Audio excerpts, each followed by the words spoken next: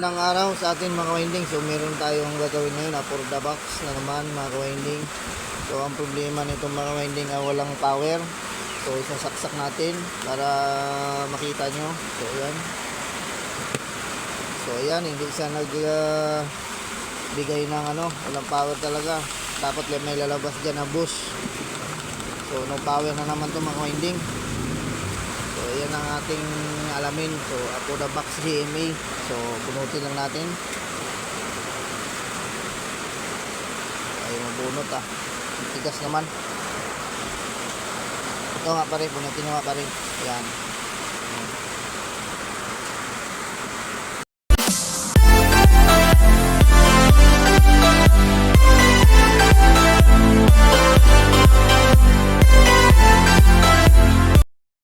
Winding, buksan na natin.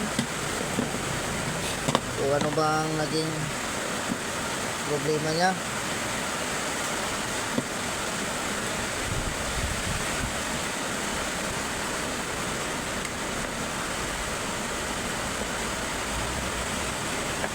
Stuck na rin kasi, no?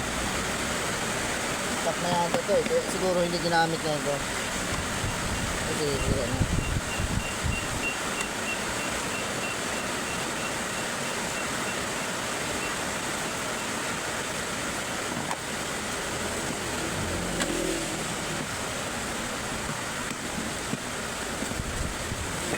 Try ko, init. Bakit patuloy ako. So ito mga ka-winding, so nabuksan na natin. So puro alikabok. So kita nyo mga ka-winding. So ganito mga ka-winding. So marami na nakakaalam nito kasi ito naman ang pangkaraniwang sira talaga ng ganitong for the box. Pag hindi sira itong kanyang regulator IC, pag walang power, ay pwedeng mga kanyang kapasitor o mga diode. So ito mga winding, so madali lang naman natin nakita ang sira nito. So kita nyo naman dito kung alin dyan. So kaya wala siyang power.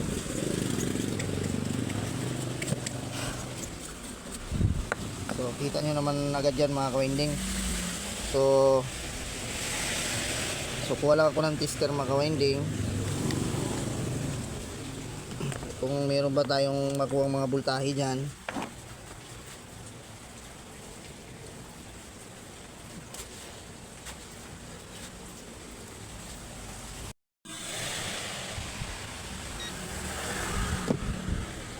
So kumuha lang akong tester mga winding.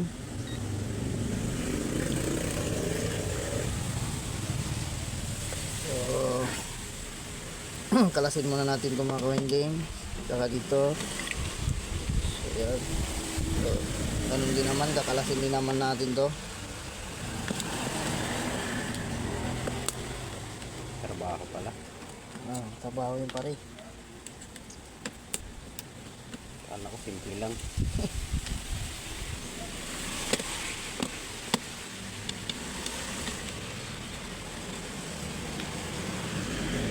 Yan. So yan.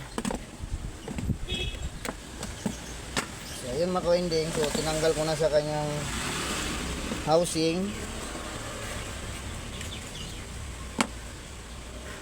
Kasi magsusukat tayo ng voltahe. So dito sa kanyang mga filter cap. So ito yung kanyang DC source.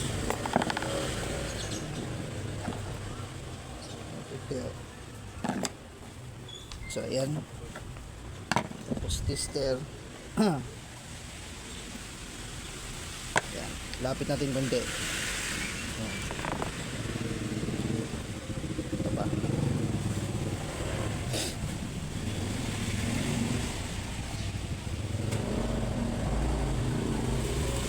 So mga winding, so ito yung kanyang line 1, line 2 AC source niya to. So dito yung pinaka filter cap niya. So dapat may makuha tayo dyan mga 200 volts DC. So saksak na natin mga winding. So dito. Yan. So dito tayo sa kanyang AC source mga winding. So ingat-ingat lang tayo kasi malakas to. So meron tayong nakuhang 220, 29.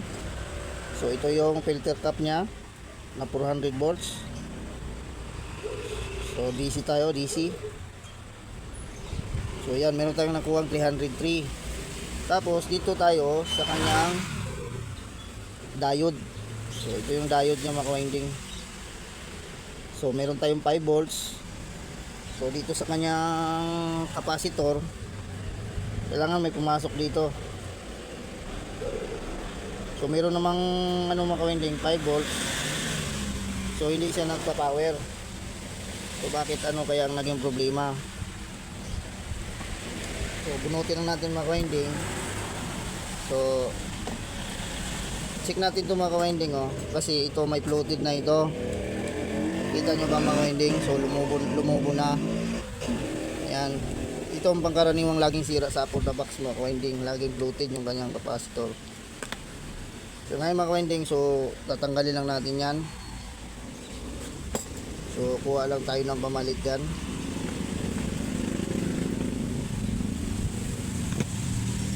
So hinangin muna natin. So tatanggalin muna natin.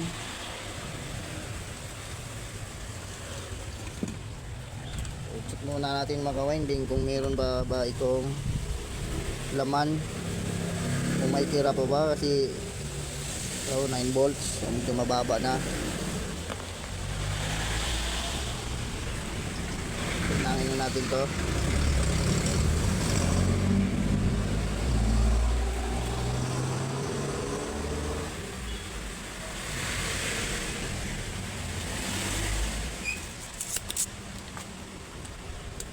Ayan.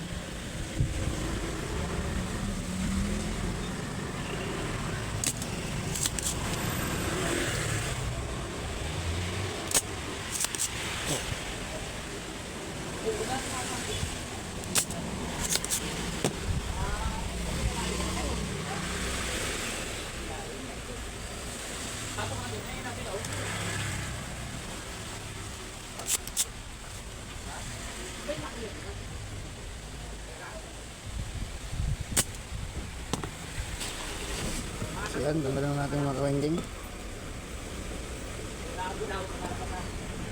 Dali.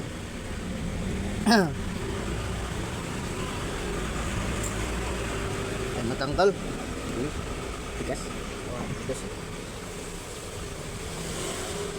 Tanggal na. So yan mga winding oh, lubong-lubo. Lubong-lubo na mga winding oh. Ayan. Focus lang natin. Ayan. Hindi na siya pantay mga winding. Ayan. Tumba na.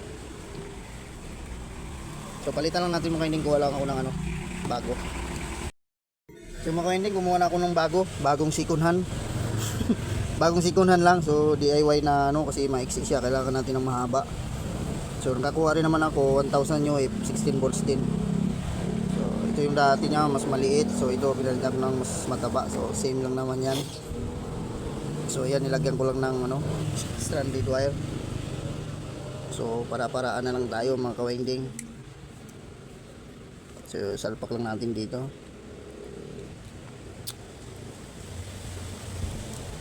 Hindi ko na makita eh, malabo na yata mata ko ah.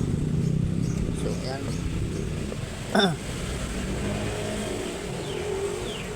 So yan mga kawinding. So mas tumaas yan ng konti. So baluktutin na lang natin ng ganito. So baluktutin na lang natin muna para hindi masyadong ano sa space. So ayan.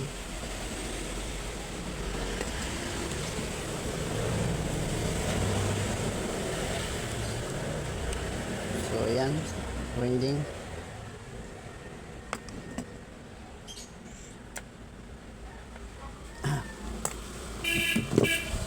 Sinahin natin.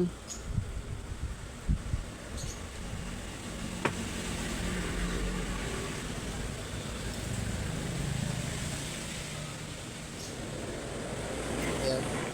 Uy, nalaglag yata.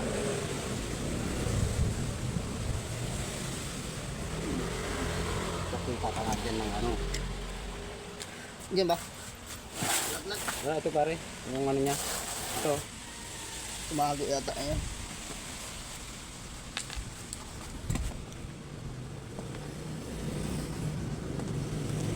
Tuloy na natin to. So, so yung mga windings, so naging forma na lang na ganito yan.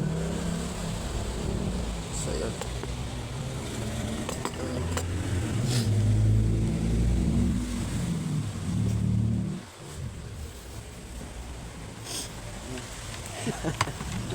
Testing nga natin mga windings, so hindi ko muna ilagay sa kanyang ano, housing. Kaya muna natin, try muna natin dito sa labas. Tingnan natin kung mag pa-power na ba siya. Ayan. So ganyan lang natin muna mga windings.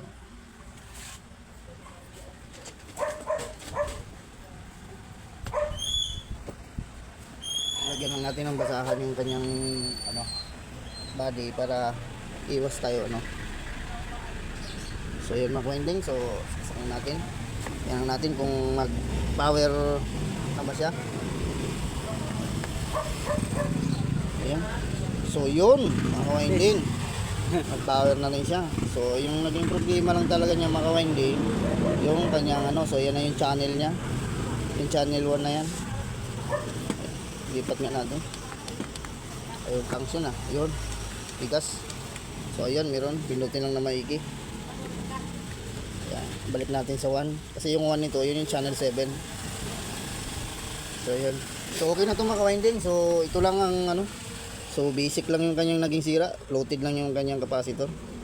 So dito ko na tapusin mga winding yung aking video. So God bless all po sa ating lahat mga winding. So lalagay ko lang sa kanyang housing. So bye bye na mga winding. Ay bakit